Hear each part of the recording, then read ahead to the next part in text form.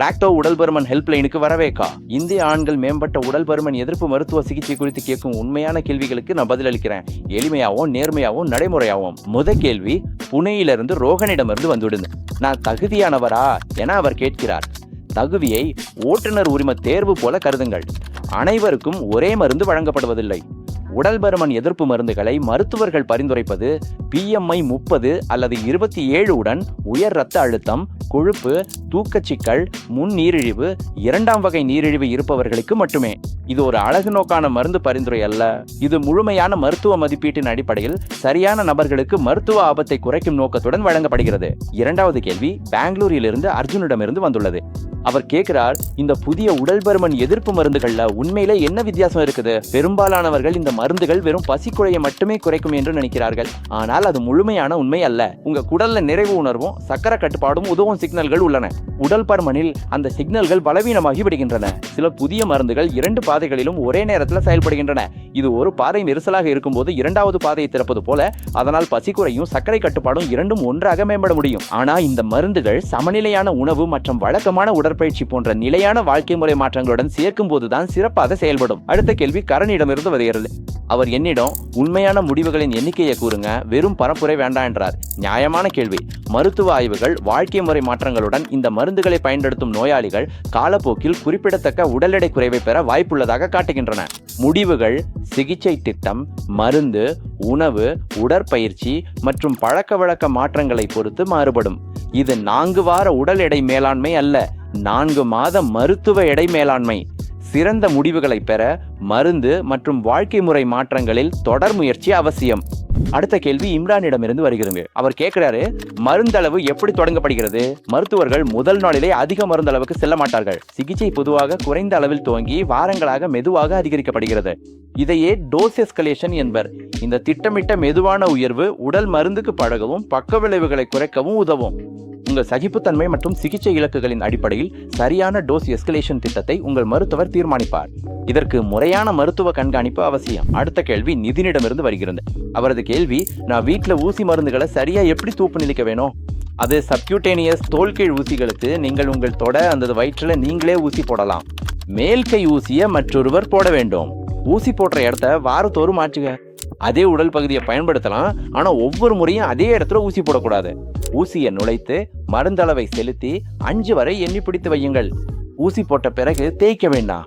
சிறிய இரத்தக்கரை இருந்தா மெதுவா அழுத்தி பிடியுங்க. நீங்கள் உங்களாக ஊசி போடுவதற்கு முன் உங்கள் மருத்துவர் அல்லது நர்ஸ் சரியான பயிற்சி அளிப்பாங்க. வல்லுநர் வழிகாட்டுதல் இல்லாம ஒருபோதும் துவங்க வேண்டாம். அடுத்த கேள்வி சந்தீப்பிடமிருந்து வருகிறது. அவர் கேட்கிறார், பொதுவான பக்க விளைவுகள் எவை? நான் என்ன செய்ய வேண்டும்? தொடக்கத்துல வாந்தி, வயிற்றுப்போக்கு, மலச்சிக்கல், பசி குறைவு போன்ற வயிற்று உபாதைகள் வரலாம். இவை பெரும்பாலும் லேசாகவோ மிதமாகவோ இருக்கும். குறிப்பாக மருந்தளவு கூடும்போது ஏற்படும். மெதுவாக சாப்பிடுதல், சிறிய அளவில் அடிக்கடி உண்ணுதல், காரம் மற்றும் எண்ணெய் குறைத்தல், அதிக நீர் குடித்தல் மூலம் இவற்றை சமாளிக்கலாம். மேலும் உங்கள் மருத்துவர் நீங்கள் சிகிச்சையை எவ்வாறு சகிக்கிறீர்கள் என்பதை கண்காணித்து உங்கள் பக்க விளைவுகளின் அடிப்படையில் மருந்தளவை மாற்றலாம். அடுத்த கேள்வி விக்ரமிடமிருந்து வருகிறது. அவரது கேள்வி, எந்த அறிகுறிகள் அவசர எச்சரிக்கை சின்னங்கள்? இது ஒரு முக்கியமான கேள்வி. 3 விஷயங்களை கவனிக்க வேண்டும். முதல்ல, வாந்தியுடன் கூடிய கடுமையான வயிற்று வலி அல்லது முதுகு வலி இருந்தா உடனே மருத்துவரை அணுகவும். இது கணைய அலர்ச்சி போன்ற தீவிர பிரச்சனையை குறிக்கும். 2வது, மூச்சு திணறல், உதடு, நாக்கு, தொண்டை வீக்கம் அல்லது விழுங்குவதில் சிரமம்.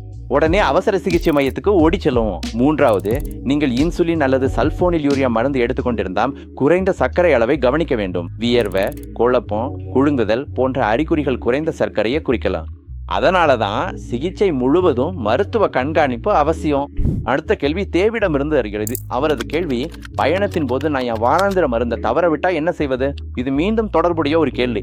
அவர் விட்ட மருந்தை எடுத்ததில் 4 நாட்கள் அல்லது அதற்கும் குறைவாக தாமதம் ஏற்பட்டிருந்தால் நினைவுக்கு வந்தவுடன் உடனே எடுத்துக்கொள்ளவும். பிறகு அடுத்த திட்டமிட்ட நாளில் உங்கள் வழக்கமான மருந்தை தொடரவும். 4 நாட்களுக்கு மேல் ஆகிவிட்டால் அந்த மருந்தை தவிர்த்து அடுத்த திட்டமிட்ட நாளில் அடுத்த மருந்தை எடுத்துக்கொள்ளவும்.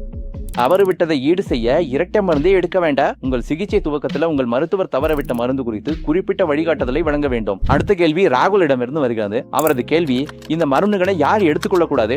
இது ஒரு முக்கியமான டேர்னிங் புள்ளி. குடும்பத்துல மெடுலரி தைராய்டு கார்சினோமா அல்லது MEN2 சிண்ட்ரோம் வரலாறு இருந்தா அல்லது இதே போன்ற மருந்துக்கு முன்பு கடுமையான ஒவ்வாமை ஏற்பட்டிருந்தா இந்த மருந்துகள் பயன்படுத்தக்கூடாது. சில பிற மருத்துவ நிலைகளும் இந்த மருந்துகளை பயன்படுத்துவதை தடுக்கக்கூடும். அதனாலதான் ஆரம்பிப்பதற்கு முன் நிபுணர் மருத்துவரால் ஸ்கிரீனிங் அவசியம். நீங்கள் சரியான நபரா இல்லையா என்பதை தகுதியான மருத்துவர் மட்டுமே தீர்மானிக்க முடியும். அடுத்த கேள்வி அஜித்யாவிலிருந்து வருகிறார். அவர் கேட்கிறார், இது வேலை செய்தா 3 மாதங்களில் நிறுத்தலாமா? பல நோயாளிகள் கேட்கும் கேள்வி இது. உடல் பருமனை இரத்த அழுத்தத்தை போன்ற ஒரு நீண்டகால நிலையாக கருதுங்கள். இது ஒரு வார இறுதி திட்டம் அல்ல.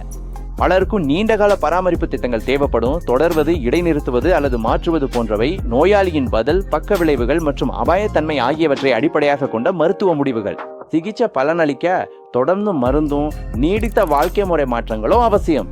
உங்கள் சிறப்பு மருத்துவருடன் ஆலோசிக்காம தானாகவே திடீரென மருந்தை நிறுத்த வேண்டாம்.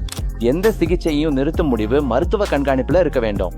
இந்த கதையோட நீங்க ஒத்து போகிறீர்கள்னா பிராக்டோவில் ஒரு உடல் பருமன் மருத்துவ நிபுணர் அல்லது ஒரு எண்டோக்ரைனாலஜிஸ்ட சந்திக்கவும். சரியாக மதிப்பீடு செய்யும் வேறு உங்கள் உடலுக்கு பாதுகாப்பான திட்டத்தை தேர்ந்தெடுக்கவும். சமூக ஊடக போக்குகளை பார்த்து முடிவு செய்ய வேண்டாம். நினைவில் வைங்க, இந்த மருந்துகள் நீடித்த வாழ்க்கை முறை மாற்றங்களுடன் சேர்க்கும் போதுதான் சிறப்பாக செயல்படும். இதில் ஊட்டச்சத்து ஆலோசனை, வழக்கமான உடற்பயிற்சி மற்றும் நடத்தை சிகிச்சையும் அடங்கும். இவ தொடர்ந்து மருத்துவ கண்காணிப்பு தேவைப்படுகின்றன. மேலும் எல்லோருக்கும் ஏற்றவை அல்ல. உங்கள் தனிப்பட்ட நிலைக்கு மருத்துவ சிகிச்சை பொருத்தமானதா என்பதை அறிய தகுதியான நிபுணரிடம் ஆலோசனைக்கு முன்பதிவு செய்யுங்கள். ஆரோக்கிய குறிப்புகளை தொடர்ந்து பெற இந்த சேனலை சப்ஸ்கிரைப் செய்து பெல் ஐகானை அழுத்துங்க.